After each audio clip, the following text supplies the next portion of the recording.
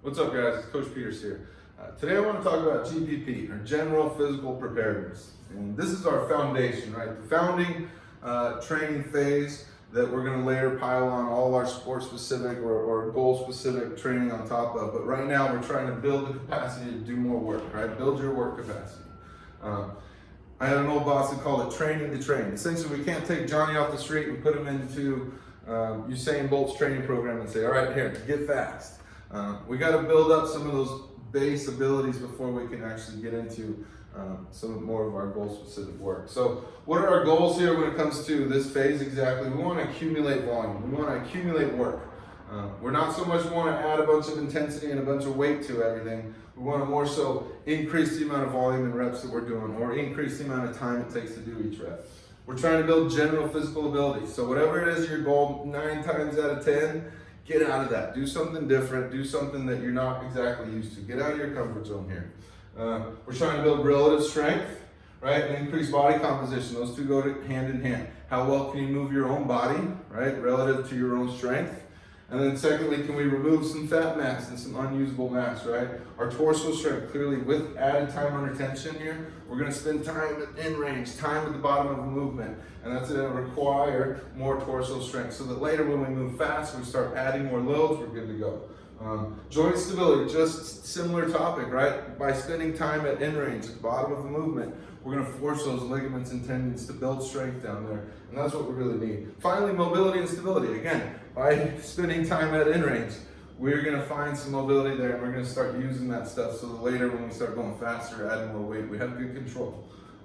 So some of the general program guidelines, how do we actually attain these goals while training? We wanna stay somewhat light, less than or equal to 70% 1 rep max, and we're gonna stay in the moderate to higher rep range. Now, because of our tempo, which we'll talk about here in a second, we don't wanna get too high, right? We're not trying to build endurance here with our reps, but we wanna spend time in them, and we wanna control them. So again, we can build our joint stability and our torso strength as well.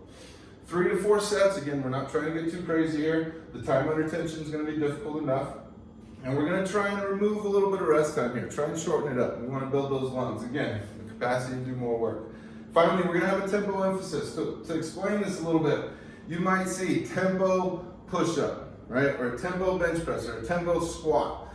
And then you'll see 3 numbers underneath it, right? So these 3 numbers refer to the 3 different types of contraction that a muscle does. We can get into this later, which we will. But the first one refers to your eccentric contraction, or when the muscles are lengthening, or more specifically or practically, when we're lowering the weight. So push-up, when I'm working my way down.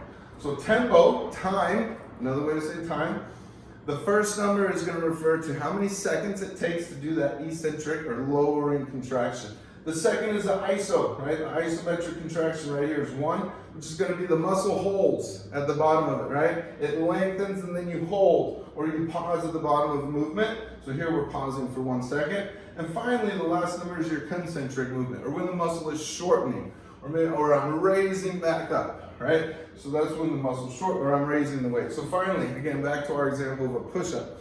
If I'm gonna do a tempo push-up with a 3-1-1, I would start in the up position.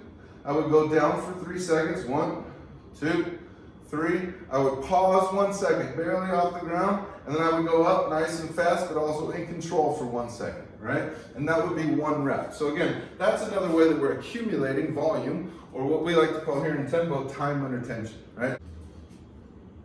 All right, so we talked about the what, the why, and the how of GPP. Now let's take a step back and look at it from a yearly perspective, right? Again, this is your foundation. This is your base. We got to sweep the corners here. The wider you are, the higher we're going to be able to go later on. So we got to make sure, the younger we are, whether you're 12, 13 years old, your first year training, or this is just your first year training. If you've never done it before, you're 40 years old. We need to spend a lot of time in this, right? If you've been training 5+ years, we still need a good 10% of your annual program needs to be spent doing this type of stuff, right? So again, specifically time under tension on our big core training lifts.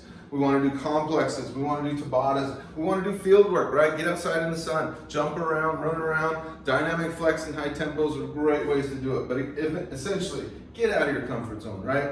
Build your base, trust the process, have some patience.